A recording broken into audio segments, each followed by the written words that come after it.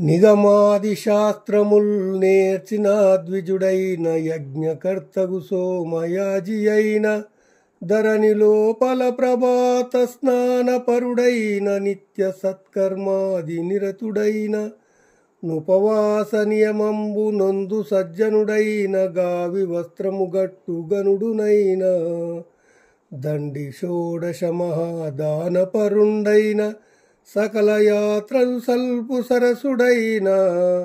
గర్వమున కష్టపడి నిన్నుగానకున్న మోక్ష సామ్రాజ్యముందడు మోహనాంగా భూషణ వికాస శ్రీధర్మపుర నివాస దుష్ట సంహార నరసింహ దురిత దూరా. భావము: ఓ నరసింహస్వామి, వేదశాస్త్రములు నేర్చుకున్న బ్రాహ్మణుడైనా, యజ్ఞాలు చేయు సోమయాజైనా, ప్రాతకాల స్నాన సంధ్యలు అలవాటున్నవాడైనా, నిత్యము మంచి పనులే చేయువాడైనా,